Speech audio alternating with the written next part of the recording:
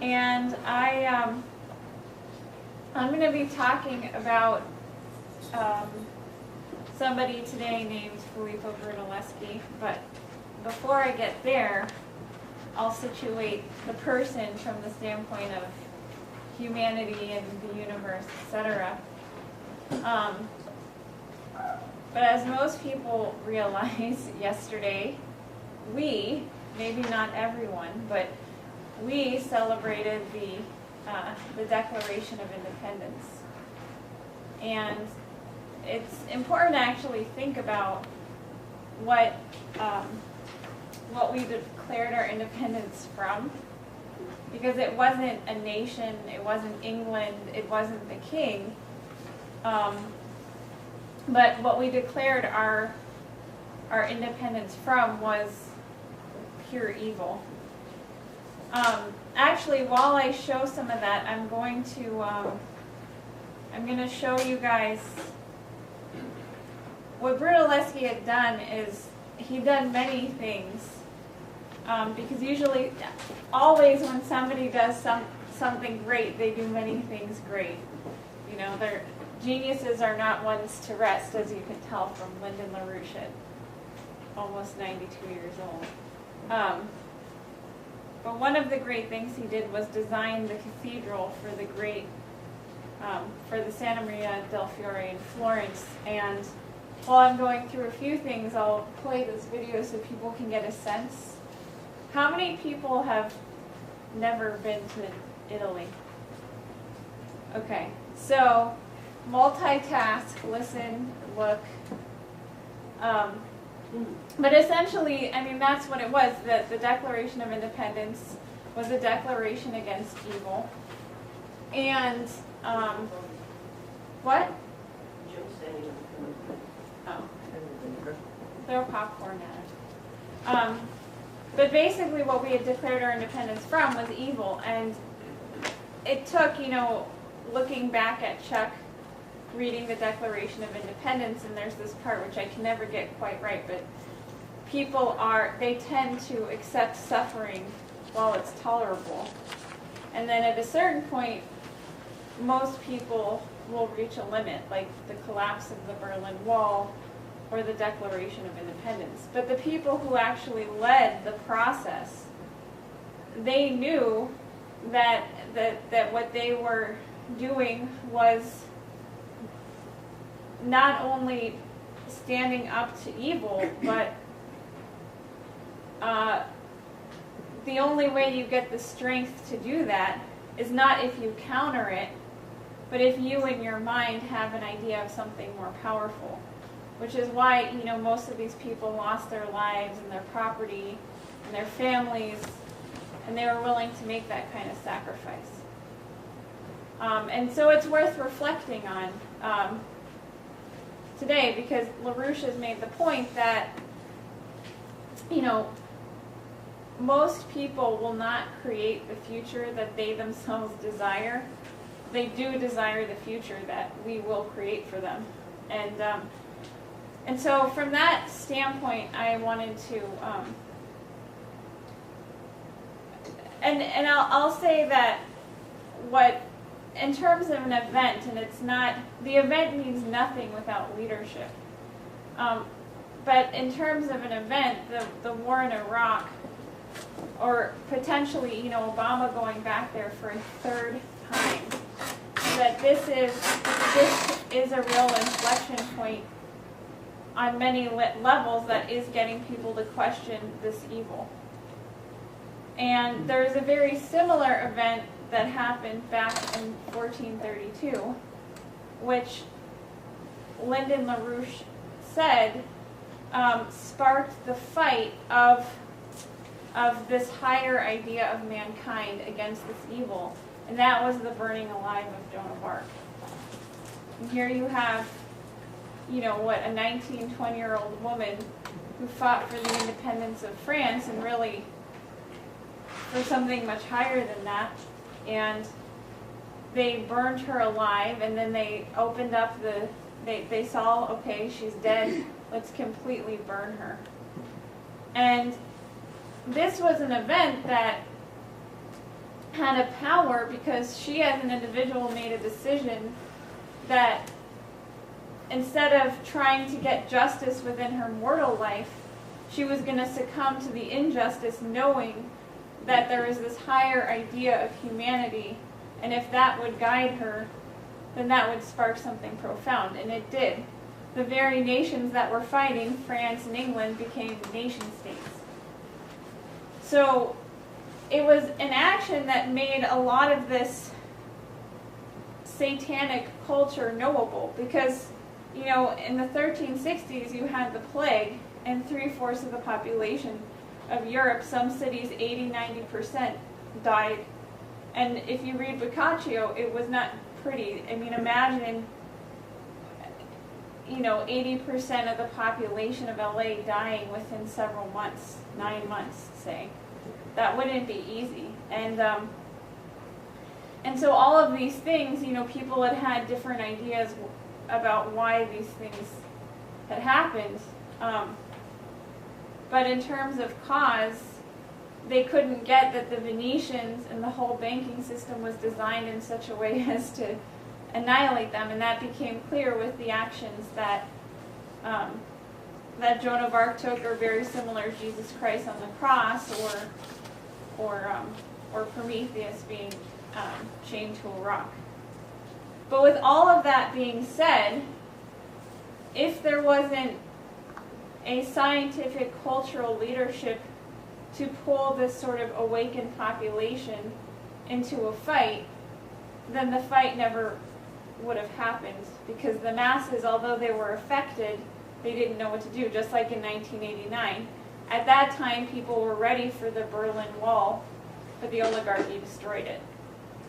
And I think it's really important to remember that the Renaissance is not, it's not this, oh, they had beautiful paintings and sculptures and architecture, and isn't this great? What the Renaissance was the beginning of the fight that was continued in the American Revolution, and that we've continued now, of this idea of man. And that's why, you know, you look at all these things and you're like, wait, why did this banker fund this artist and then slice this other guy's arm off and do this and that and the other thing? Because it's a culture that's completely in motion. Nothing was settled. But what you found was, you know, something really beautiful, especially in Florence. So two of the people that Mr. LaRouche mentions are who sort of created this leadership in response to, you know, and tangentially to what was happening. He names Nicholas of Cusa, who was a cardinal who spent a lot of time in Florence, originally from Cuse, Germany. And you guys can look at Daniel's class, it was really excellent on the history of that. But he names Nicholas of Cusa for defining a maximum, which, you know, we'll get into. Absolute truth, God, something more powerful than your superstitions and the oligarchy and etc., and the Venetian trickery. And then he talks about Brunelleschi, who I'm going to primarily focus on, and his discoveries in terms of the minimum, the very small. And that what you find is that the maximum and the minimum, it's an interesting idea, because if you have a God or an absolute truth, then what comes out of that is a universe which is plural and changing and harmonic and tending towards more change, and this is something we can develop. And then ultimately, he says 200 years later, the riddle, so to speak, is solved when you realize that the whole universe is representative of the quality of the maximum and the minimum, and that the universe is in tune. The way that it functions is in such a way that the human mind can know it harmonically, etc. So that's something that we'll get into. What I want to first do is give people a sense of this maximum, minimum quality. There's going to be 2 classes, just so people know, that next week I'll go through more this question of the maximum and minimum and how Brunelleschi used Cusa's method and how Cusa used Brunelleschi's method, how there was a reciprocal relationship between them and how he built the dome. But I want to give people a sense that what was universal amongst these men and the men and women around them is this idea that man is God. And a lot of what will come up is religious in a certain sense, because there was a big fight around the idea of Jesus Christ and whether or not Jesus Christ was man or God. And what these Renaissance men rightly believed is Jesus Christ, man is God. You know, they're not absolute God, but they're in his image. And not only did they believe these things, but they fought for these things, and they created conspiracies around this, and they organized like crazy, and out of this came, you know, some of the most beautiful artistic, scientific discoveries in, you know, 2,000 years previously.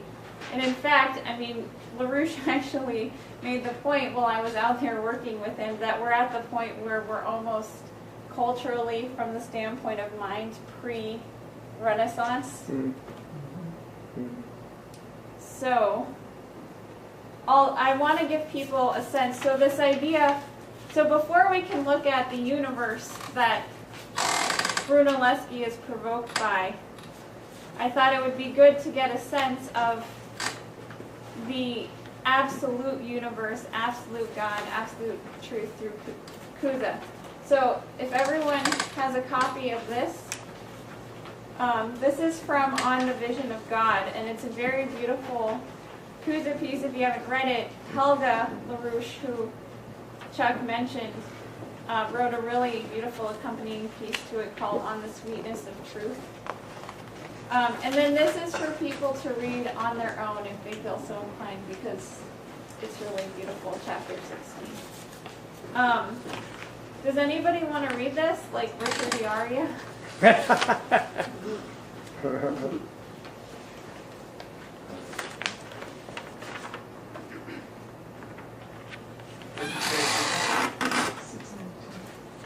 $6.92. Start. Yeah. Oh God, you have led me to the place where I see your absolute face to be one, the natural face of every nature. Oh, I'm sorry. I should probably introduce this. So this is from a dialogue called On the Vision of God. And it basically starts out with this idea, and this is a very Renaissance idea, where, and everybody's seen this, you look at a particular painting, right? And no matter where you're standing, it looks like the painting is looking at you. But it doesn't have magic eyeballs that, you know, with magnets that follow you. It's something that's done in Renaissance art, which is also a very interesting thing. Why would you want a painting to look at you, to be human?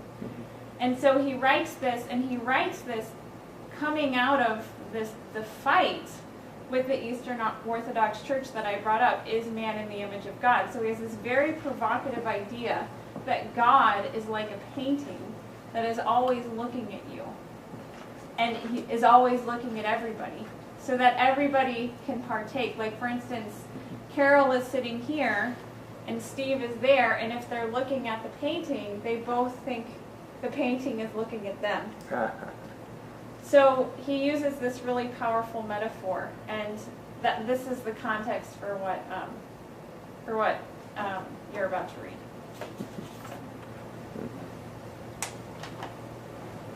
Oh God, you have led me to the place where I see your absolute face to be one, the natural face of every nature. Two, face which is the absolute being of all being. Three, the art and knowledge of everything knowable. So whoever merits to see your face sees all things plainly, and nothing remains hidden from him. He who has you, O Lord, knows and has all things. He who sees you has all things. For no one sees you except him who has you. No one can approach unto you because you are unapproachable. Therefore, no one will apprehend you unless you give yourself to him. How will I have you, O Lord? I am not worthy to appear in your presence. How will my prayer reach you who are altogether unapproachable? How will I entreat you? For what is more absurd than to ask that you, who are all in all, give yourself to me? How will you give yourself to me unless you likewise give to me the sky and the earth and everything in them? Indeed, how will you give yourself to me unless you also give me to myself? And while I am quietly reflecting in this matter, you, O Lord, answer me in my heart with the words, be your own, and I will be yours. O Lord, sweet agreeableness of all sweetness, you have placed within my freedom my being my own if I will to. Hence, unless I am my own, you are not mine. For if you were mine when I did not will to be my own, you would be coercing my freedom, since you can be mine only if I too am mine. And because you have placed this matter within my freedom, you do not coerce me. Rather, you await my choosing to be my own. This matter is up to me, then not up to you, O Lord, who do not constrict your maximum goodness, but most generously shed it on all who are able to receive it. But you, O Lord, as your goodness, are your goodness. Yet how will I be my own unless you, O Lord, teach me how? But you teach me that the senses should obey reason, and that reason should govern. Therefore, when the senses serve reason, I am my own. But reason has no one to direct it except you, O Lord, who are the word and the rational principle of rational principles. Hence, I now see the following. If I hearken unto your word, which does not cease to speak within me, and which continually shines forth in my reason, I shall be my own, free and not a servant of sin. And you will be mine, and will grant me to see your face, and then I shall be saved. May you, therefore, be blessed in your gifts, O God, you who alone are able to comfort and encourage my soul, so that it may hope to attain unto you and to enjoy you as being its own gift and as being the infinite pleasure of something. Mm-hmm.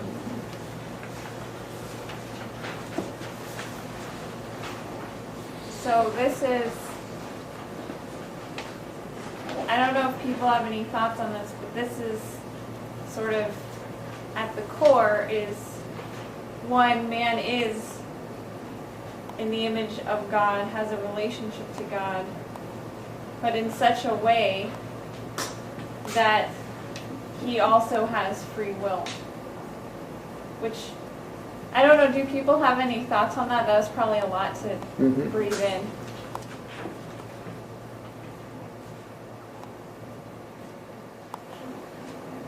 A little bit. We are made in the image of God, so therefore our free will is consistent with the fact that God is sovereign. There's an affinity there.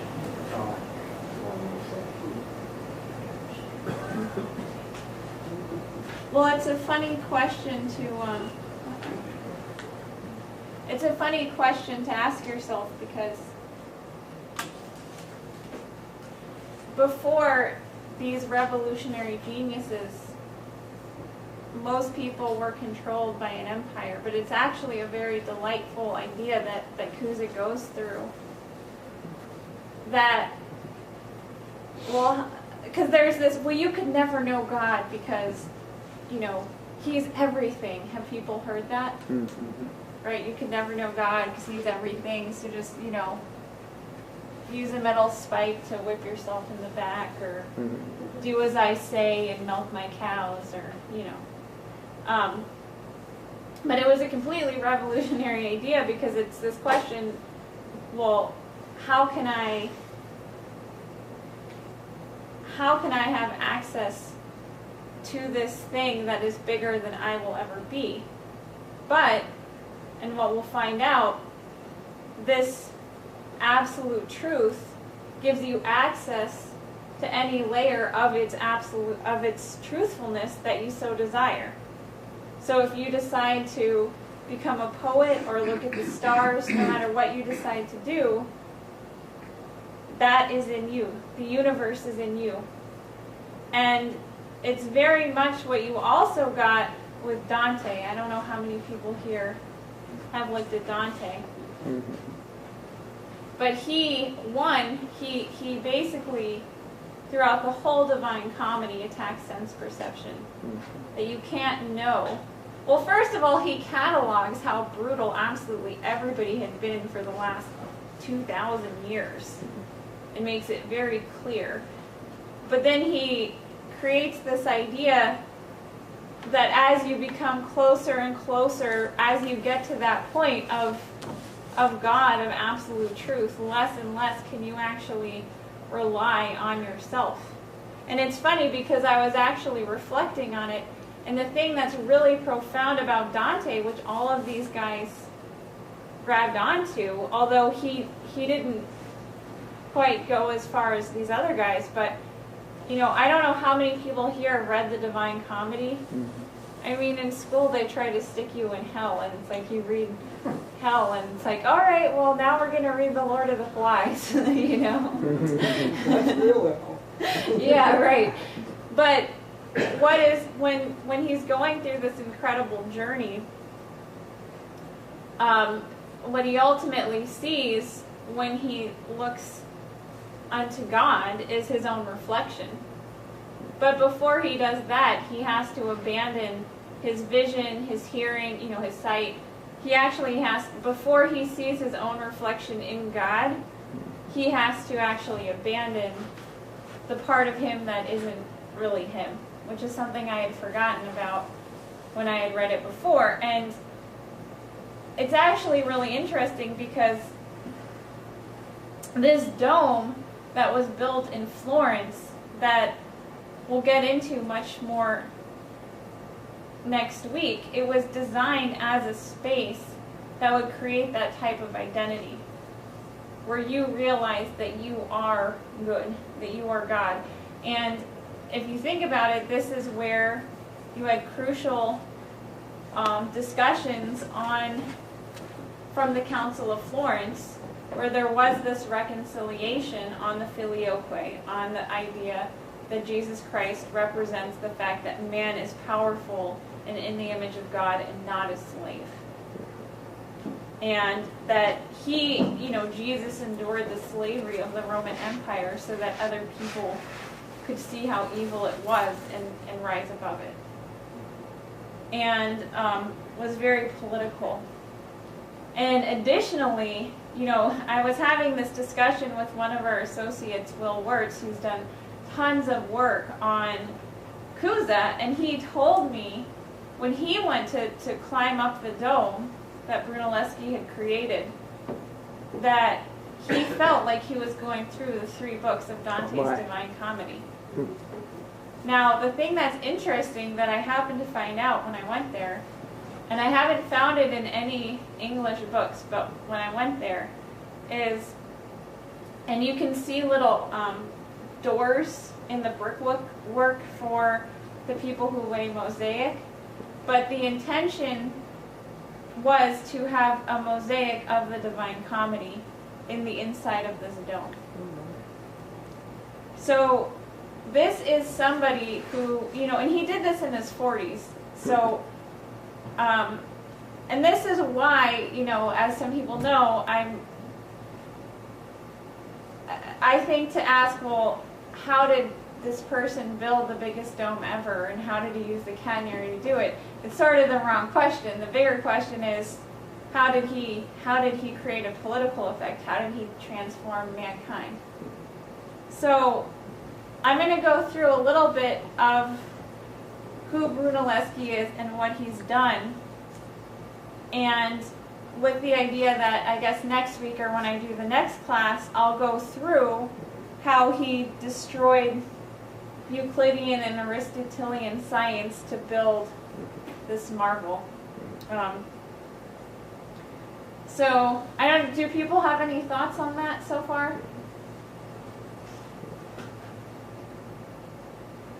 Tough crowd. Keep going. Okay. So, I'm going to read to you, this is an excerpt from the weekly report. So basically, for those who don't know, I opened my big fat mouth about something I felt passionately about, and on a discussion we were having with the organization on the question of the educational program of the younger people. And this is something that's really important, because if you can't see a future that's different than the present, then you can't actually, you're not qualified to lead. Now, a lot of the older members, they remember a past better than the present, so they at least have that as a metric from which to create this profound future.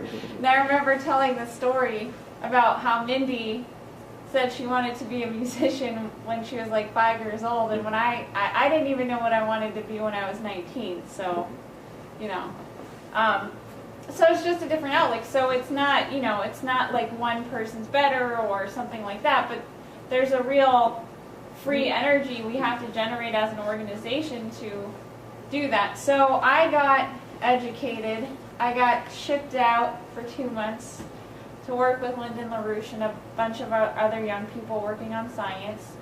Oh, and so in this discussion on the educational program, I said, well, I didn't think the work we'd done on this period was adequate, at least on Brunelleschi. So I go there, and these 2 paragraphs of one of the weekly reports that Mr. LaRouche did with Jason sort of guided my work.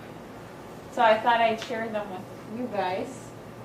And I don't know if somebody wants to read that. Can people see it? Yes. Okay. Jesus, you guys are so So it says Brunelleschi eliminated all straight line considerations, all ideas of straightness as line. That's what he did. He started with optics. His first experiments were in optics, and out of his work in optics, which were especially at that point, he then attacked this problem of solving the completion of this cathedral. And so, people took that as something in and of itself, but there was a principle there. People would say, this is great, but how did he do it? It's not supposed to work that way. Mathematics says we can't do that. It doesn't work that way, says mathematics. But he didn't use mathematics. He used the understanding of a principle of the universe. And he did the same thing, in a cute little thing he did, in responding to the same method he applied with this Pazzi chapel. And this thing, you walk into the thing, and it's singing to you. It's singing to you. And this is a little baptistry, which was created for the entertainment of some of the monks and so forth, where they would have their discussions. So he created this as an adjunct to the whole cathedral system in Florence. The 22nd of this year. Wow. So I'm going to start with the very last thing that he did before he died, which is this Pazzi chapel and work, and then go back to the beginning of his life. So since it's in the effect, I will start off by showing you guys this, what did he say, sweet little chapel? Has anyone been there? No. No, okay. You have, Chuck? You guys? Field trip. Okay, so I'm not going to say anything about it, just watch this video.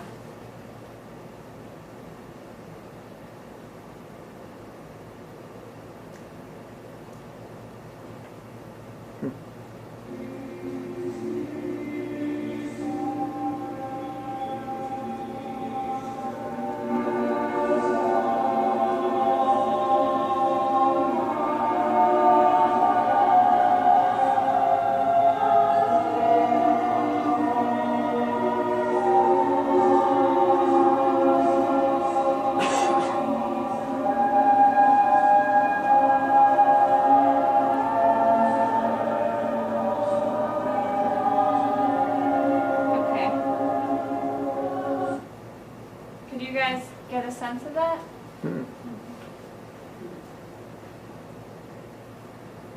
Sound like a 50-person chorus. Yeah, it's a pretty incredible chapel. It was a meeting house for the monks. I think they were Franciscan monks. It wasn't in the Santa Maria del Fiore. It's a church in Florence, though, in the same area. And what? Go ahead, I'm sorry. Do people notice anything about the sound? Can you hear? It's like it's resonating. Really rich. What year was it completed? I think the 1460s. After he had died. He had started it, and it wasn't completed until after he died. It's sort of like Mozart's Requiem. And it's a really spectacular church, but the idea, it was designed in such a way that no matter where you stood, the sound would be projected evenly. In fact, even if it takes singing in the shower to a whole other level. Even if you don't sound good, you actually sound good because your whole voice is in the space. And it's designed in such a way that the sound is that way and the light is relatively that way as well. Very uniform light. And so you have to think, I mean, this really gets at the idea of band that they had, because the monks had this whole ordering system for how you're supposed to sit based off your rank. But it just didn't matter, because no matter where you're sitting in this chapel, you hear everything exactly the same. So it's just fun. It's just very fun. And, you know, there's not light that shines more on one person than another, and it's beautiful. You also can't tell secrets, so all those Venetian... But it also incorporated a lot of really phenomenal things. This here is, they have the 12 apostles watching you in the meeting house, and that was done by Della Robbia. And people might be familiar with Della Robbia from looking at our music manual, and you see the sculptures. These are here? Oh. People might be familiar. These are on the cover of our music manual for the fight of Cia 256. They're also in the Santa Maria del Fiore, which is the church where Brunelleschi's dome is. The way that they built these ceramic that he did, it's actually ceramic. And the colors that he used, it was the highest temperature they ever created in a kiln. So it was to create these colors, it was that in and of itself was a breakthrough in chemistry. And they still use that method to this day, which was invented for this chapel. So it's fun. I mean, this is the Renaissance. You know, one person does something that's never been done before, and then everybody, even these little things, are just like totally new. And is this the singing chapel right here, all these pictures? Yeah. Yeah. You get the sense, as you said before, about the Cruz's vision of God, when you're describing the painting and the idea that everywhere it's all around you and it's all one and it's all universal, that no matter where you are, it's sort of a real reflection allows the individual to have a universal reflection. Yeah, that's a good point that you bring up, because this room that we're in right here, it doesn't actually give you that. There's very few rooms in the United States, especially in Southern California, that actually feel. Actually, one thing is fun. I started translating this thing that Alberti, who's an architect, who was around the time of Brunelleschi, they knew each other. He wrote a dialogue that took place in the Santa Maria del Fiore in like the 1430s, around the time of the Council of Florence, and it's called On the Tranquility of the Soul. And it says, if you're going to bring back the investigations of the ancients of Plato on this question of what is the soul, you have to do it within this building, because this is, this is that basically it removes all impediments of the sense perceptual world and just brings you into that place of universality. But my translation is so botched up, I'm not so comfortable reading it to people yet. But so this is fun. So I wanted to look a little bit at how this chapel was built, and what I found is, if you, because I was thinking, well, how did he actually create this audible space? And keep in mind, what you find when you eventually get to the work of Kepler is that within the solar system, our senses and our minds are united, but they don't conform. And so he finds a certain, the speeds of the planet, etc., have a certain musical harmony to them, have a certain geometrical harmony. But they don't conform, they don't exactly fit in.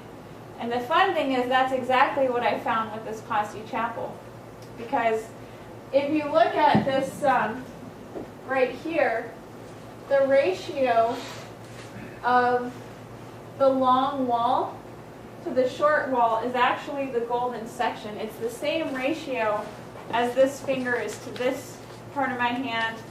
The same spiral that you make within the human body is the ratio that was made in this church, which is really fun. And that part of that, which I could go more into it another time, is that relationship exists all over. The entrance to the chapel, which is a square, is to the square root of 5 as the smaller wall, part of the golden triangle. So you see a very special relationship. And what I found out by talking to John Segerson, who conducts our chorus on the East Coast, is, did I find that out from him? Actually, I don't know where I found it out, but he told me there's still a lot we don't know about acoustics, like why certain things sound beautiful and other things don't. But what I found out is that's actually how they design recording studios. And also our organization put out some literature on that's how musical, because you think of a vaulted violin, right? That's very similar to a building. It's a little tiny building, and you want it to resonate as well. And the same sort of proportionalities are used in a violin that are used in this chapel, and that are used in recording studios. Actually, we should measure this room, isn't this? Although there's the infinity there, so. But then you have, this is the bad infinity. I don't know, there's a funny echo coming off the wall there. I know, that's why I had a really hard time talking throughout this whole class, because my voice keeps echoing into my, anyways. But then it gets really fun, because you say, okay, so that explains the sound. But then you're also dealing with another effect, which is a uniformity of light. Now, light waves and sound waves are different. They actually travel perpendicularly to each other. The speed of light is almost infinite. The speed of sound is what, like 700 miles an hour? 600. 600? Mhm. And they did experiments at that time, like with echoes, measuring echoes. I know Da Vinci did different experiments with sound, like putting sand on glass and making different frequencies to see how they would change. So they were very much aware. Brunelleschi, and I'll get into Brunelleschi's investigations of optics later, but very much aware that these things were different. So to create the effect of ambient light, you generally want a square shape because you're dealing with something that moves at an instantaneous rate. And so sound waves and light waves, they don't cancel each other out in the same way because they're moving at different speeds. So if you were in a square room, it would sound awful because the waves move so slowly, they would just cancel each other out. And so what he did, from the standpoint of the light, is he created these square spaces, the altar, the cupola, etc. And it's really funny because when you read about Brunelleschi, they say, well, the Pazzi Chapel makes no sense because everything is like a little bit off, and you know, he uses this really weird number of 10.44 and then this other weird length of 17 point something something, and it's like, you know, why does he do this? And it makes no sense, and they just don't get it because obviously, you know, most people don't understand that everything that God gives you is different. Your vision and your hearing, you know, etc. So that's what I found, you know, so this is the last thing he did in his life, and if you think about what he spent his life investigating, it was sight, sound, and gravity. And these are all things Kepler will later investigate in his Harmonies of the World. So, after we defeat the British Empire and get Obama in jail, etc. Oh, okay, so then this reminded me of, have you guys seen this before? Yeah. Da Vinci's Vitruvian Man.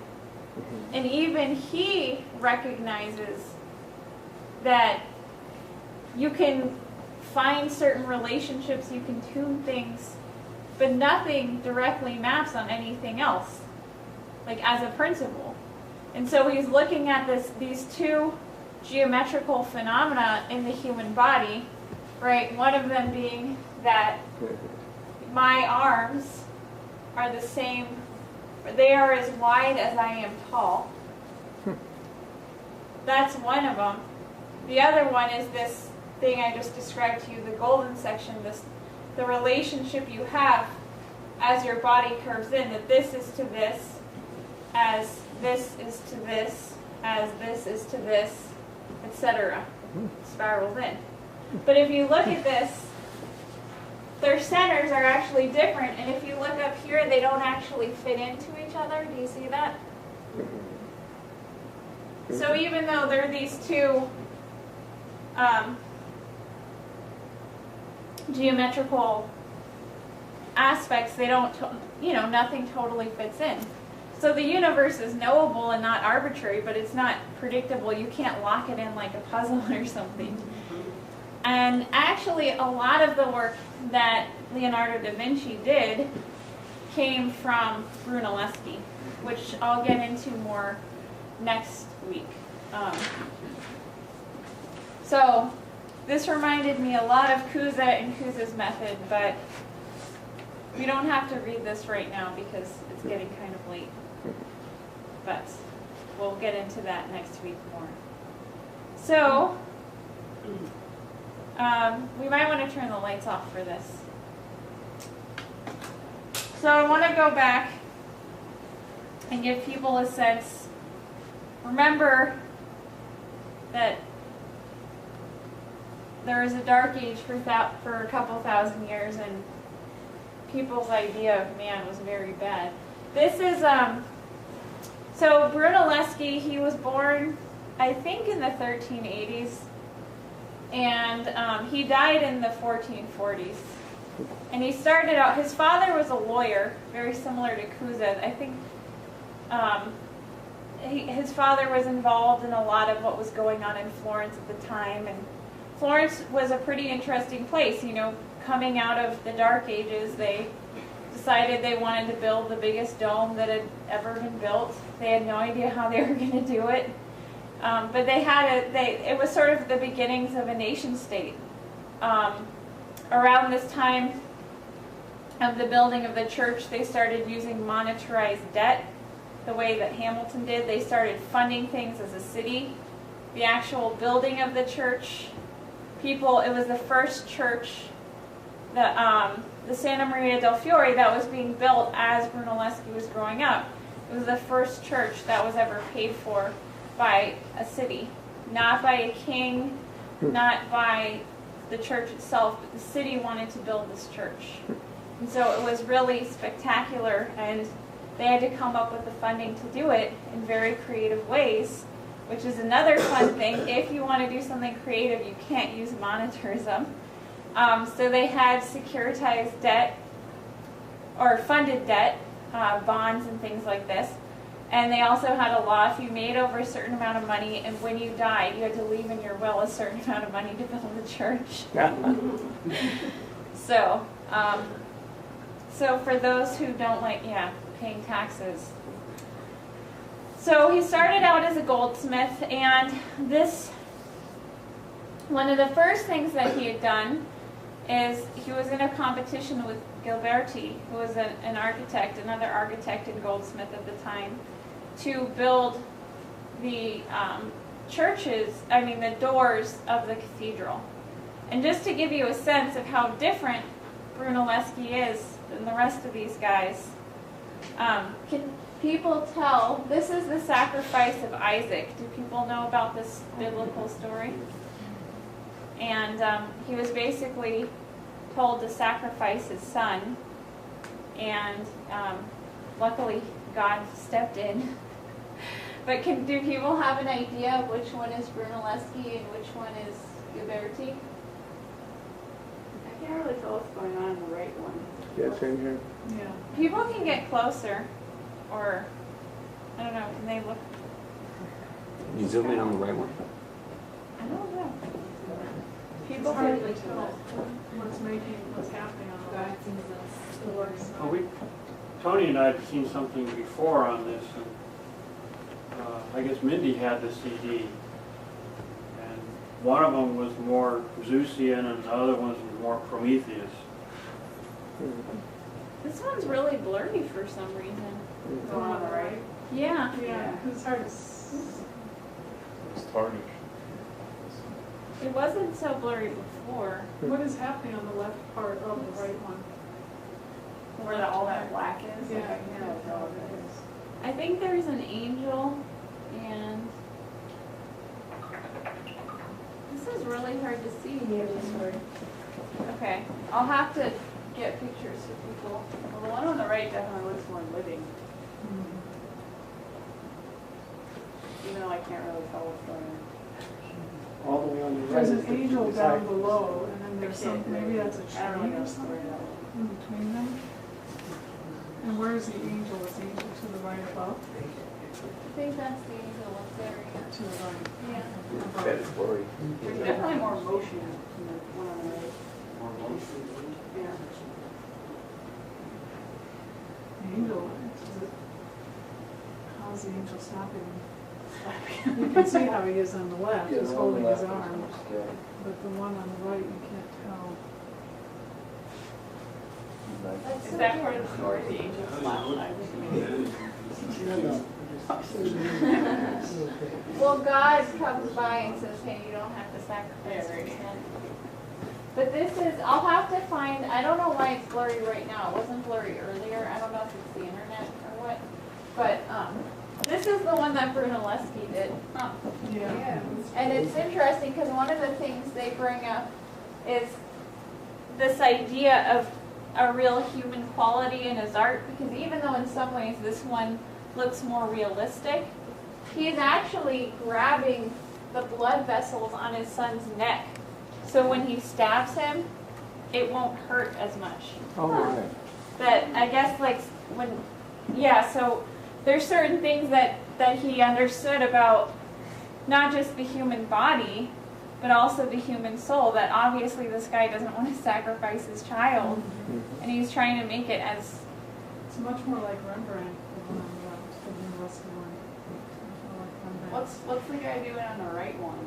Like, what's going on with the, is he about to stab? I can't even tell. Yeah, it looks Yeah. like he's about to... Yeah. He is? Were you going to say something, Tony? I was just saying that, I was saying that the, if you look at Rembrandt did both 2 oils and a couple etchings, and they're very similar to Brunelleschi's, the way that the anguish on the father's face and the angel intervening, there's no capture of the moment. I'll have to look at that. I didn't know that Rembrandt did this. He has that knife actually falling in midair as the angel is grabbing his arm. I'll show it to you. Oh, wow.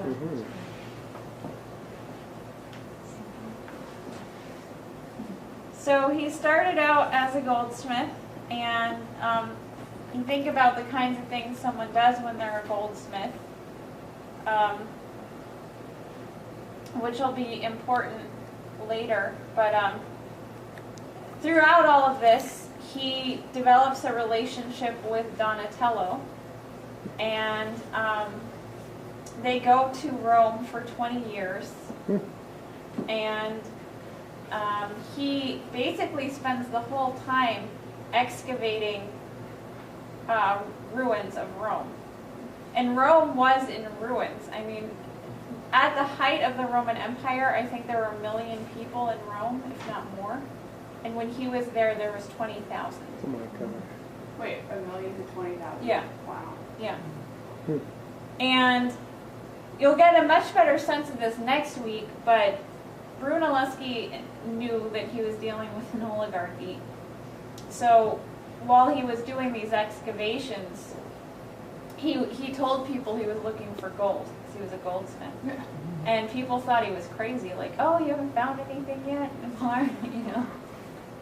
But what he was doing is measuring these things, and what he found out is he found the different proportions of the Ionian, the Doric, all these different proportions in architecture, similar to, and then later it was discovered these same musical proportions that they used in architecture. And he even climbed onto the roof of the Pantheon, and which was the biggest dome up until the one he built, and like was taking the tiles off and looking at how it was built. He figured out how to weigh things without digging them out of the ground. And in fact, those of you who've read Cusa's dialogue, Layman on Weights and Measures, they think that that's actually based off of the work of Brunelleschi. And that they probably, you know, Cusa and Brunelleschi had a good correspondence. So he was doing all these things, making all these discoveries for about 20 years, and really created an idea in his mind of classical architecture and made a lot of discoveries. But when around, I think it was maybe 1413, Donatello came to Brunelleschi with a wood carving that he had done of Jesus hanging on the cross. And Brunelleschi said to Donatello, this isn't a peasant, this is Jesus Christ, this is total garbage what you're doing here. And he said, I'm going to carve my own. From Donatello? Yeah, this is what Brunelleschi told Donatello, yeah, that I'm going to carve my own. Yours looks like a peasant. It doesn't live up to the dignity of what Jesus represented. And apparently, and there's 10 different versions of the story, because the other thing that makes difficult researching Brunelleschi is, one, you have the oligarchy that he's dealing with, and two, you have Italians. And I don't know if you know any Italians, but they like to tell a story, and so sometimes the stories are different. But supposedly Donatello went to Brunelleschi's house and was so mesmerized by the carving that Brunelleschi had done that he dropped his eggs on the ground and broke them.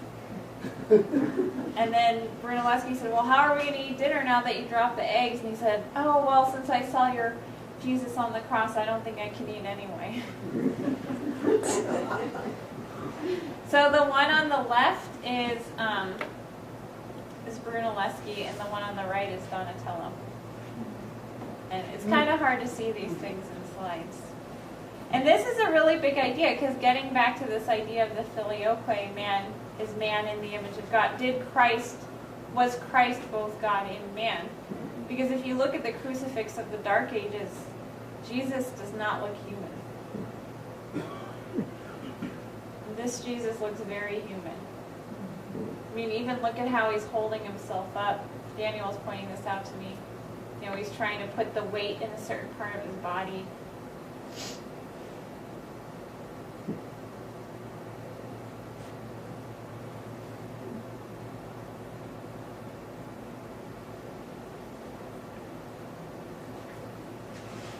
Okay, or can I move forward? Yeah. So, okay. So if you're a goldsmith, you do a lot of things. You make watches, you make jewelry.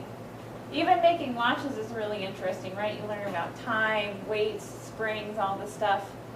The other thing that you make when you're a goldsmith is mirrors. And so going back to this quote I read by Lyndon LaRouche at the beginning, he said, you've got to look at what Brunelleschi did in optics. And I said, well, Lynn, you mean optics, right, and not perspective, because everybody talks about how Brunelleschi invented perspective. But optics is different. And he said, yes, I mean optics. So that's also a really interesting thing. And so as a goldsmith, he made mirrors. And this is a contraption he made. He also made the discovery that as you move away from an object, it doesn't change directly. As in, if you move half away from an object, it doesn't become half the size, but it actually is inverse, so it becomes 1/4 the size. And this was a really important discovery. So he made this contraption. I don't know if you guys can tell, but he took a specific angle of the baptistry of the church and he painted it. And then he put a little pinhole in his painting and put a cone. He put a cone through the other side, and then he had a mirror.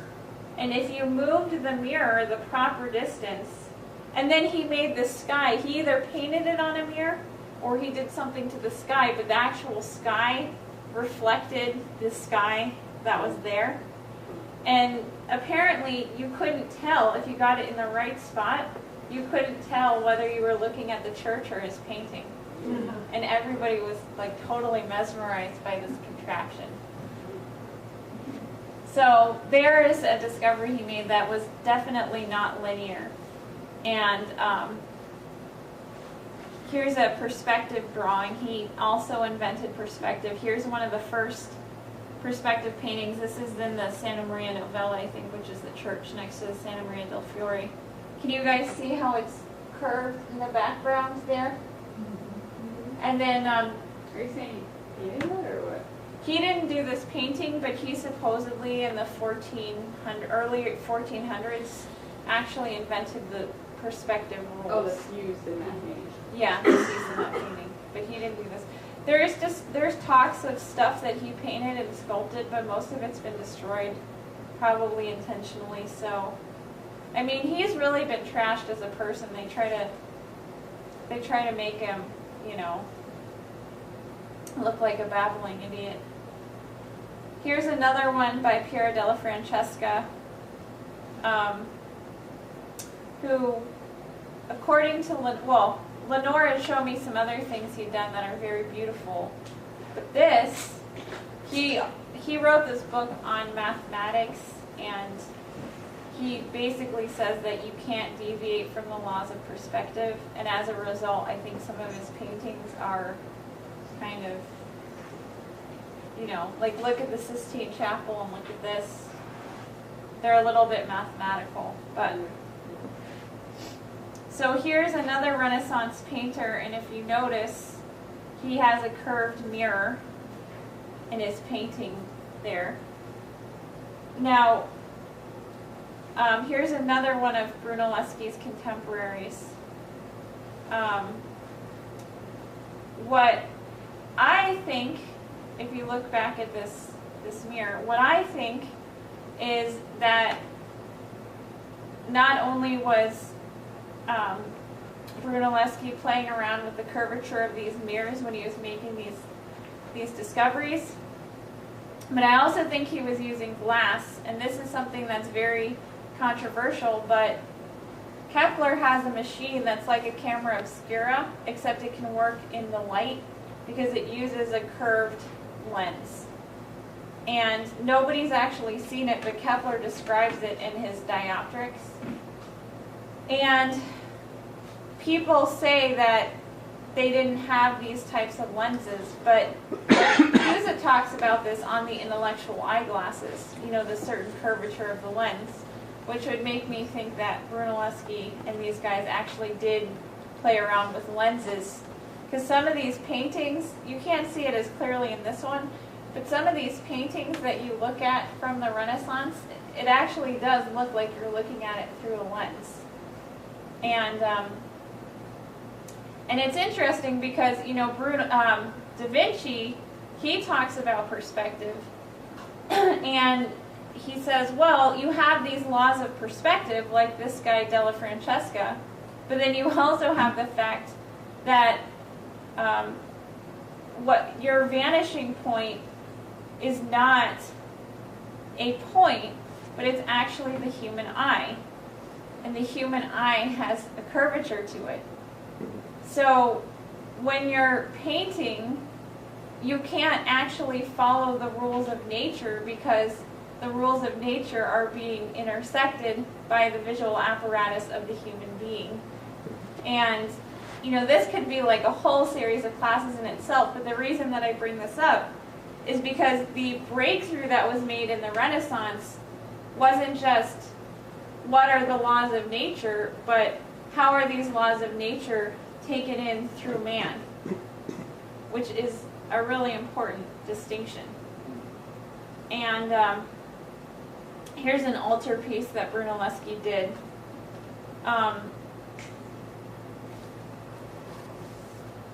So I just want to read to you guys two things from Brunelleschi, and then we can wrap it up.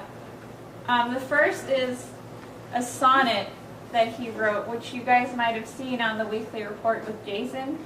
But he tried to, just to give people a sense, and he was a really funny guy. See, the thing is, he was, you know, Toscanelli, who we mentioned, he said that Brunelleschi was the most religious person that he ever met. That he had memorized all of Dante, he memorized all of St. Paul, you know, seeing through a glass darkly. There's barely anyone he met that was more religious than Brunelleschi, and this is a guy that knew Cusa. But he was also just like totally funny, like Lynn. And so he tried to make this contraption when he was building the dome that could take marble and basically you could float it down the river, and then it had wheels, sort of like Chitty Chitty Bang Bang, you know, that car from the 50s, goes in the water, then it drives on the land. But unfortunately his ship sank and it didn't work. So while he was building this thing, one of his enemies, who I'll talk about in the next class, wrote this really nasty sonnet, which I'm not going to read. But I'll read his reply because I think it is indicative, even in a moment of humor, that he's always in the future, the way Lynn is and the way we should be. So here's his sonnet. He says, "When hope is given to us by heaven, oh, you ridiculous-looking beast." He's saying that to this guy. "We rise above corruptible matter and gain the strength of clearest sight. A fool will lose what hope he has, for all experience disappoints him. For wise men, nothing that exists remains unseen. They do not share the idle dreams of would-be scholars. Only the artist, not the fool, discovers that which nature hides. Therefore, untangle the web of your verses, lest they strike sour notes in the dance, when your impossible comes to pass. Very nice. Yeah, you can read the nasty thing that this guy says. Oh, you deep fountain pit of ignorance. Where he went. Miserable beast of blood. So, and so he was completely destroyed in a certain sense by the oligarchy because he did have this sense of humor. There's this famous story of him playing a practical joke on this carpenter where he got everyone in the city that he knew to pretend that this guy was actually somebody else. And he almost had a nervous breakdown. But I thought it was a funny practical joke. I also think it's funny because then he was exposing how easy it is for an oligarchy to function, that you could get everybody to, go along with something that wasn't true to get someone to go insane. So next week I'm going to focus more, how did he make this incredible discovery using unharnessed principles of the universe to build the biggest dome that was ever built. And we will get there, but you kind of have to you have to be in this person. He's like Lynn, he's a fighter. And I'm really glad that I uncovered some of these things because, he really was attacked. Nobody knows who Nicholas of Cusa is in modern society.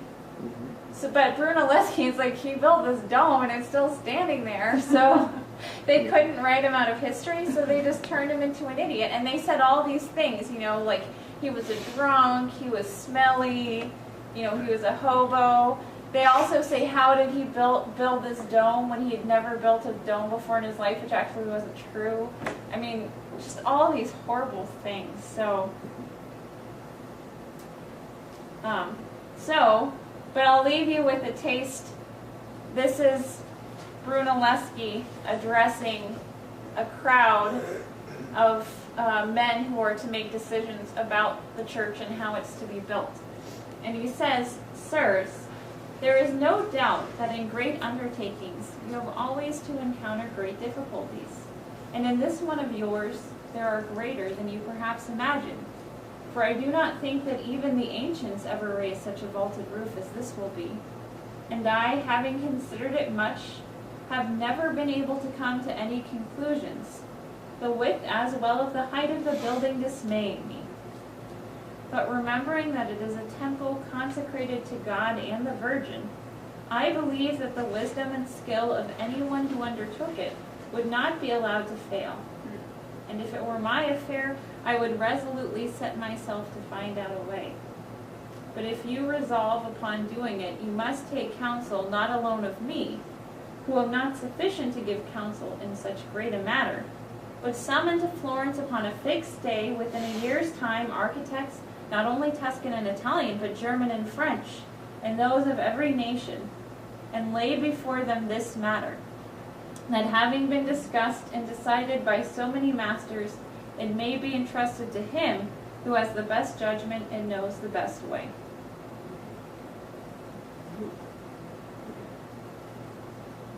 He wrote that before, how He long wrote that before before he got a contract, wasn't it? Yeah, this is from, I think, 1418, and it's being recorded by this man, Vasari, who was a contemporary of Brunelleschi's, and he wrote little short biographies of pretty much every artist in the Renaissance. It's actually a fun little book.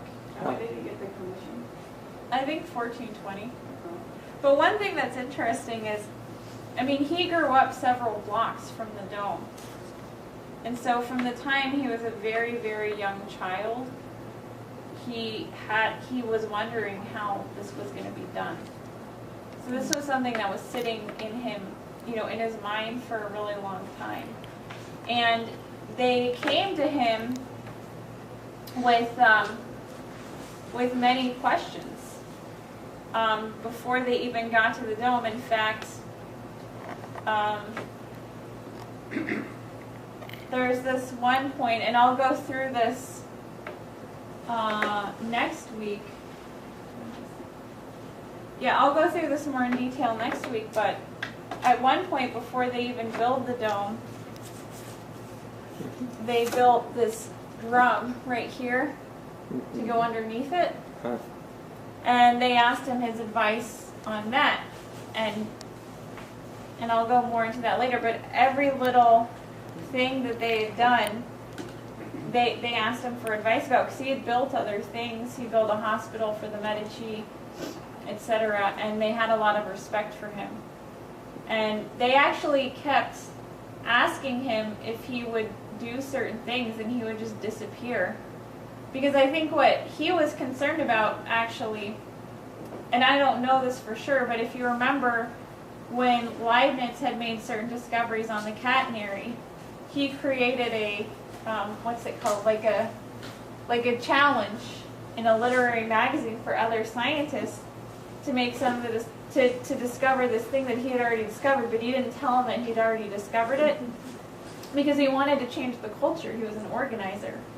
And I think that's the deal with Brunelleschi, because they kept saying, oh, please, will you do this, please? He's like, no, I got to do this other thing. And he kept putting him on, which is one of the reasons they say he's so crazy and he's an egomaniac or whatever.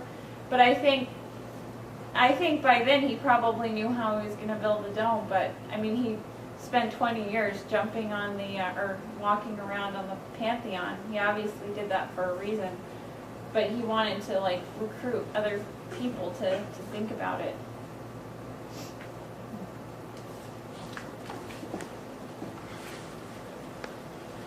So, I think I've tortured you guys enough for now. Do people have questions? Yeah. I think we all believe in God. However, how it is possible the God can be a man, where all the major religions call their gods as He. Christianism called Jesus as He. Islam is called Allah as He. Hinduism calls Lord Shiva as He. Buddhism calls Lord Buddha as He. Well,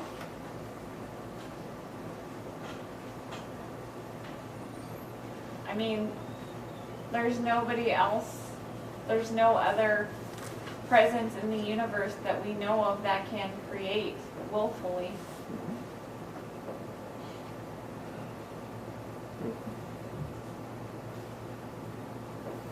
And I mean, this is a whole discussion in of itself, but I'd say the best thing to read is what Cusa wrote on the De Pace Fide, on the Piece of Faith, to get a sense of what that means, because what I'm saying is universal to every religion. It's not just a Christian thing, although Christianity has the metaphor of Jesus Christ. And it's also the case that, I mean, this is something I personally have thought about a lot, because when I was a communist, I lived in Italy, and I would spend a lot of time at the Santa Maria del Fiore, and I would go there, and I would think about things. I think I was thinking about God. I think that's when I thought that there might be a God, but I didn't if it makes sense, I didn't self-consciously know that that's what I was thinking. But I'd be totally drawn to this place, and I'd be thinking about, the universe and God and all these things, and I had no idea why I wanted to keep coming back to this church. And then I had to go back to Italy with my grandmother, and because she had dementia, and then I realized that this was the church Lynn was talking about, because I'd never actually seen the dome from the outside, like from the hill, because it's so big you can only see it if you're like outside of the city. And I mean, that's the other thing too, is that your idea of God is going to change throughout your life, not because God himself changes, but because you make discoveries. And your idea of what truth is, beauty is, what these non-sense perceptual concepts are, they're always going to change. But I think that that idea is so universal that even a communist in like this really horrible San Francisco culture could find it somewhere. But we should get that dialogue for you. It's very beautiful.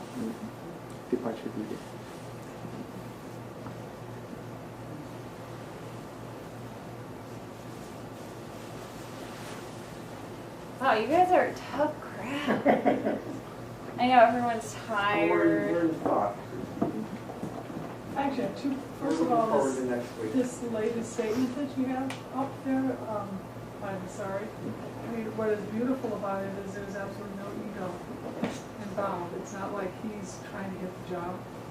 He's actually laying a much higher idea on the table, which is really beautiful. There's no ego. Did you also say that his intent was to have the Divine Comedy? The actual text of it? No, to have the scenes be mosaics. Okay. So you walk, when you're walking up it, you would see the different scenes. Okay, yeah. So that was not done?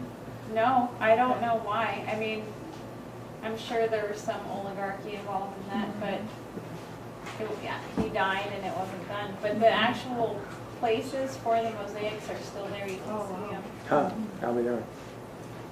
And it's funny, like everybody in Florence knows that that's what he wanted to do, but they never really talk about it in the books. They just like left it Book, blank. book. No, they put mosaics of biblical stories or something. Or I was going to ask a question on this, when you brought up the acoustics question, and also when you, well, we watched this PBS show on Brunelleschi, I think it was something about a year or 2 years ago. And one of the themes that they brought up, which you also brought out here on the acoustics, is that no one knows why that Pazzi Chapel works the way it does. This particular show brought up that if they had to build the Brunelleschi dome again, they couldn't do it because they don't know how he did it. So the question is, why? How do these things occur where something is accomplished and then it's like the knowledge gets lost? It's called murder, Gerald. I Oligarchical murder. No, I mean, because Bruno. no, it's a really important point because they don't even there's a lot. Nobody knows how Da Vinci did most of his paintings. They have absolutely no idea. They try different things. They don't know. And I think also part of it is the fact that the effect of the mind and the mind can be in two different places. And I think right now we're in a society where the things have been, the noosphere has sort of been created by things that have happened in the past, and so they're moving it forward, because as a force, like a discovery propagates beyond that discoverer's life. But we, alive today, most of us, our mind is actually like back in the 1300s. Because you think about the average young person, like, that isn't in our movement, they know, they say, oh yeah, the earth moves around the sun, but they might as well say the earth's flat. They have no basis for their knowledge. And I think that's what we're dealing with. And not to mention these things were destroyed. But I'll tell you something that's interesting about what you're saying. Alberti, I bought this book, and I was because here's the thing, part of the reason I was so annoyed with the way that we talk about Brunelleschi is people talk about this, that, and the other thing and how he used this and that. But most people are like too timid to make their own hypothesis about how they think that he did it, or to like fight it out and have different ideas. So I bought this book, Principles of Architecture by Alberti, and I really want my money back. Because I read it. This is a contemporary of Brunelleschi's, and nowhere in this book does he even talk about how the damn dome was built. And this was like written in the 1430s. He worked with Brunelleschi. So, I mean, the power, I don't know if it was because he was freaked out about the oligarchy at the time, or what. I mean, one thing about Brunelleschi is he built models all the time, but he never wrote anything, which I'll get more into next week. But yeah, that's also what you're saying too. I'll get more into that next week. But yeah, most of these guys, I mean, think about Da Vinci writing backwards and all these things. Yeah, he wrote in code and Huh. Well, you hadn't built any other structure before that to have that experience, the acoustics experience, right? Or smaller, half size or whatever. Yeah, he never built anything like Well, that. how do we know that he had that in mind? I mean, we know that in a huge space, like maybe he was in a canyon or something, he found out that, sound does strange things, in a space. But how would he know that, what exactly it would be like, this? Well, I'm sure they built, because they did experiments, like, with the, with, like, echoes and stuff. Uh-huh. But I also think it gets to this question of faith, which, or, what Tony was bringing up, this higher idea in the last quote. He probably knew, and I'm sure he built models or something, but he probably knew if there is something, if there is this unique property to the human body, that you might be able to harness it as a power for, humans to produce sound. Like he probably, it probably wasn't arbitrary. He just sort of had this hunch that with this function. Alexandra? Yeah. One thing I was thinking about in that is that, and it goes a little bit to what Sean's question was, I mean, what you brought up is that they really had made this discovery, which is harder for us because we're come from the culture. But what is the human mind? I mean, they really had a sense that the human mind, God and the universe is one. And that things are not self-evident, that they're, I mean, the best way I can say it is like Plato, there's the hypothesis, the higher hypothesis, and the higher hypothesis and hypothesis, that there's always a higher order of ordering that orders, and this is the beauty of man's mind. And what strikes me about, because I've been thinking about that chapel for a long time, still look forward to your second part. But it is the question that it has to be based on this conception of putting man's mind, that acoustics is not just what we think of as acoustics. It has to do with the harmonic orderings of the universe, of man's mind, that they can so conceive of something where man is going into a chapel and you can sing and the chapel can sing back to you, which is a totally different conception of the relationship of man and his, physical space of his universe. And it also, don't forget, Da Vinci had done a lot of work on the question of the human singing voice. And this was known with Da Vinci, the questions of the vocal registrations, the vocal principles of the human singing voice. So I think somehow, I don't know the answer how, but somehow that's part of the thinking that goes into this with what Alexandra was saying about the golden ratio and all this. It's somehow in there somewhere. But this question of the human singing voice and the way polyphony worked, I think that had to be part of his thinking somehow in designing of this chapel. It's interesting because the human voice is the only living instrument. And you almost, when you hear, and this is a recording, so I'm sure it's far away from what it actually sounds like, it's like the room is alive. Yeah, it's a living Yeah, process. Exactly. It's living in the sense of how it was constructed, not that it's breathing, although it probably does breathe with people who are singing. No, that's right. I mean, because that's the other thing that I'll get into a little bit more next week. But the thing about architecture is, like, buildings are always moving. They are alive. Yeah. and with modern architecture today. Did you get this thing I sent, Mindy? Did I send this to you about Benauti visiting the Pazzi Chapel? No. She said, I visited the Chapel de Pazzi recently in Florence. Naturally, the Florence of Brunelleschi, Ficino, and Pico. It was not my first time there, but on my previous visits I was unaware of the secret. Brunelleschi is the most representative personality of the magic architecture of the Renaissance, and the Renaissance came and could only have come from humanism, a new consciousness of being human, of human being.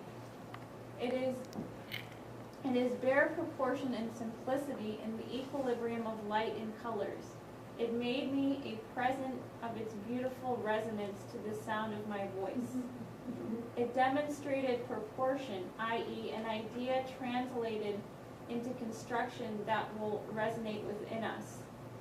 The emotion I experienced, finding myself responding to the stone itself, almost supported me in the line of the song, almost as if the stone were alive, and as it were, expressed a cosmic voice in the vibrations, made me feel a part of one whole, which makes the stone a part of one whole with man, in a harmony which is the raison d'etre of everything. That same harmony which we search for and find in choral singing, in playing instruments together, and participating in a kind of ritual celebration which is beyond religion and profoundly moral and human. Yeah, I'd like to send that to me.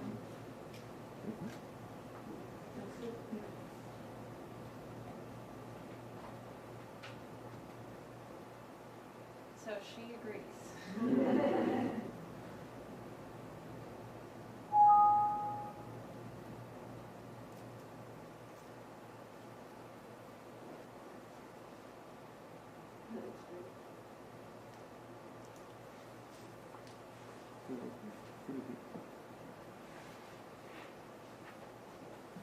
Yeah, it's so funny how disconnected everything is in today's world. You have like living and non, living, dead. It's actually interesting too, this idea of that you guys are bringing up about the space being alive, because, breathing or whatever, because, I mean, if you think about the solar system, it's so hard for people to understand Kepler, because, people, just because, there's the noetic human cognition, living and non-living, doesn't mean that the non-living world is like irrelevant, or this thing that's completely disconnected from everything else, because in a certain way the thing that the human creativity is what necessitates all of it. But you take something like the solar system and the fact that it has a musical harmony, a geometrical harmony to it, that's really hard for people to understand without like getting mystical. Well, if it does that, then there must be some like power there. But the whole point is that every space of the universe is a power. It's of a different kind. Everything is creative. It's of a different type of creativity, but everything is creative. And I think in architecture we definitely forget that.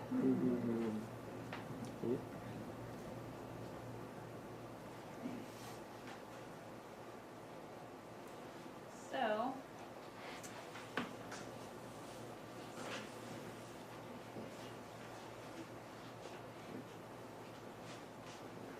and I would recommend everyone, when they can, reading on the vision of God, in addition to Unlearned Ignorance, but it's really beautiful.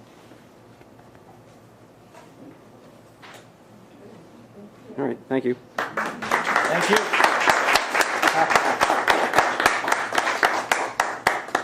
A lot of what will come up is religious in a certain sense, because there was a big fight around the idea of Jesus Christ, and whether or not Jesus Christ was man or God. And what these Renaissance men rightly believed is Jesus Christ, man is God. You know, they're not absolute God, but they're in his image. And not only did they believe these things, but they fought for these things, and they created conspiracies around this, and they organized like crazy, and out of this came, you know, some of the most beautiful artistic, scientific discoveries in, you know, 2,000 years previously. And in fact, I mean, LaRouche actually made the point while I was out there working with him that we're at the point where we're almost culturally, from the standpoint of mind, pre-Renaissance. So, I want to give people a sense. So this idea, so before we can look at the universe that Brunelleschi is provoked by, I thought it would be good to get a sense of the absolute universe, absolute God, absolute truth through Cusa. So if everyone has a copy of this, this is from On the Vision of God, and it's a very beautiful Cusa piece. If you haven't read it, Helga LaRouche, who Chuck mentioned, wrote a really beautiful accompanying piece to it called On the Sweetness of Truth. And then this is for people to read on their own if they feel so inclined, because it's really beautiful, chapter 16. Does anybody want to read this, like Richard the Aria? $6.92. All right, start. Yeah. Oh God, you have led me to the place where I see your absolute face to be one, the natural face of every nature. Oh, I'm sorry. I should probably introduce this. So this is from a dialogue called On the Vision of God. And it basically starts out with this idea, and this is a very Renaissance idea, where, and everybody's seen this, you look at a particular painting, right? And no matter where you're standing, it looks like the painting is looking at you. But it doesn't have magic eyeballs that, you know, with magnets that follow you. It's something that's done in Renaissance art, which is also a very interesting thing. Why would you want a painting to look at you, to be human? And so he writes this, and he writes this coming out of the fight with the Eastern Orthodox Church that I brought up, is man in the image of God. So he has this very provocative idea that God is like a painting that is always looking at you. And he is always looking at everybody, so that everybody can partake. Like, for instance, Carol is sitting here, and I'm going to be talking about somebody today named Filippo Brunelleschi, but before I get there, I'll situate the person from the standpoint of humanity and the universe, etc. But as most people realize, yesterday, we, maybe not everyone, but we celebrated the Declaration of Independence.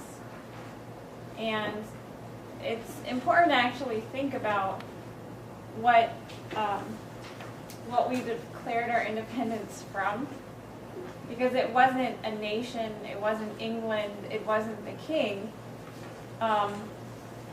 but what we declared our independence from was pure evil.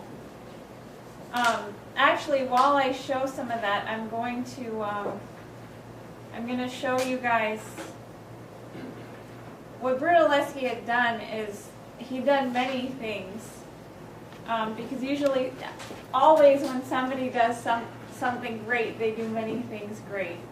You know, their geniuses are not ones to rest, as you can tell from Lyndon LaRouche at almost 92 years old. But one of the great things he did was design the cathedral for the Santa Maria del Fiore in Florence, and while I'm going through a few things, I'll play this video so people can get a sense. How many people have never been to Italy?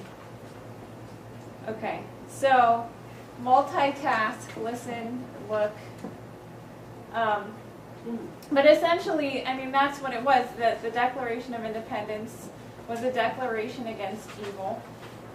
And, what? Oh. Throw popcorn at it. But basically what we had declared our independence from was evil. And it took, looking back at Chuck reading the Declaration of Independence, and there's this part which I can never get quite right, but they tend to accept suffering while it's tolerable. And then at a certain point, most people will reach a limit, like the collapse of the Berlin Wall or the Declaration of Independence. But the people who actually led the process, they knew that what they were doing was not only standing up to evil, but the only way you get the strength to do that is not if you counter it, but if you in your mind have an idea of something more powerful. Which is why, most of these people lost their lives and their property and their families, and they were willing to make that kind of sacrifice. And so it's worth reflecting on today, because LaRouche has made the point that, most people will not create the future that they themselves desire. They do desire the future that we will create for them. And so from that standpoint, I wanted to, and I'll say that in terms of an event, and the event means nothing without leadership. But in terms of an event, the war in Iraq, or potentially, Obama going back there for a third time, that this is a real inflection point on many levels that is getting people to question this evil.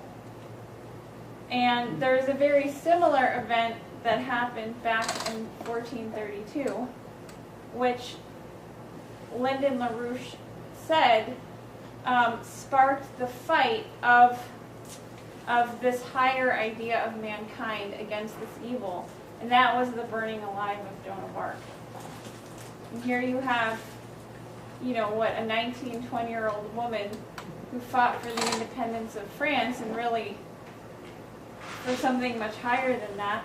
And they burned her alive, and then they opened up they saw, okay, she's dead, let's completely burn her. And this was an event that had a power because she as an individual made a decision that instead of trying to get justice within her mortal life, she was going to succumb to the injustice, knowing that there is this higher idea of humanity, and if that would guide her, then that would spark something profound, and it did. The very nations that were fighting, France and England, became nation states. So it was an action that made a lot of this satanic culture knowable, because, in the 1360s you had the plague, and 3/4 of the population of Europe, some cities 80-90% died. And if you read Boccaccio, it was not pretty. I mean, imagine 80% of the population of LA dying within several months, 9 months, say. That wouldn't be easy. And so all of these things, people had different ideas about why these things had happened. But in terms of cause, they couldn't get that the Venetians and the whole banking system was designed in such a way as to annihilate them, and that became clear with the actions that Joan of Arc took, are very similar to Jesus Christ on the cross, or Prometheus being chained to a rock. But with all of that being said, if there wasn't a scientific cultural leadership to pull this sort of awakened population into a fight, then the fight never would have happened, because the masses, although they were affected, they didn't know what to do, just like in 1989. At that time, people were ready for the Berlin Wall, but the oligarchy destroyed it. And I think it's really important to remember that the Renaissance is not, it's not this, oh, they had beautiful paintings and sculptures and architecture, and isn't this great?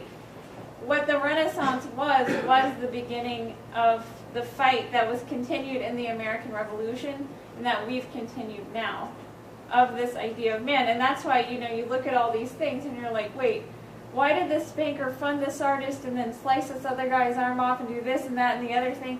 Because it's a culture that's completely in motion. Nothing was settled. But what you found was, you know, something really beautiful, especially in Florence. So two of the people that Mr. LaRouche mentions are who sort of created this leadership in response to, you know, and tangentially to what was happening. He names Nicholas of Cusa, who was a cardinal who spent a lot of time in Florence, originally from Cuse, Germany. And you guys can look at Daniel's class, it was really excellent on the history of that. But he names Nicholas of Cusa for defining a maximum, which, you know, we'll get into. Absolute truth, God, something more powerful than your superstitions and the oligarchy and etc., and the Venetian trickery. And then he talks about Kepler, Brunelleschi, who I'm going to primarily focus on, and his discoveries in terms of the minimum, the very small.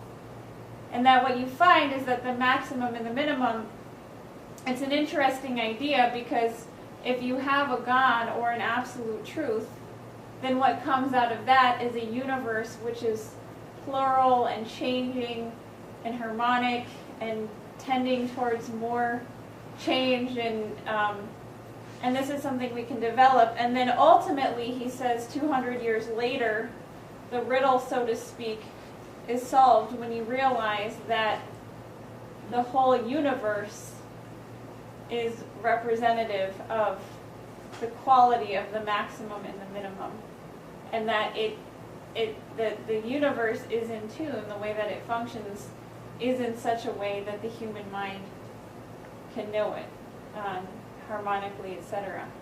So that's something that we'll get into. What I want to first do is give people a sense of this maximum, minimum quality.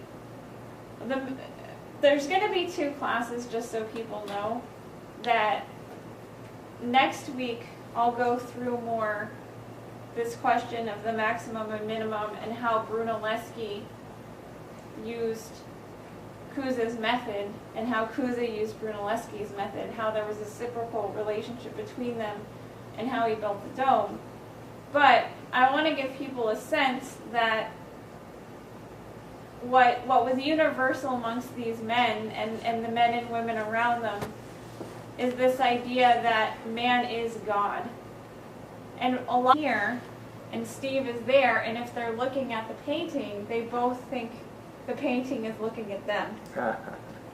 So he uses this really powerful metaphor, and that this is the context for what you're about to read.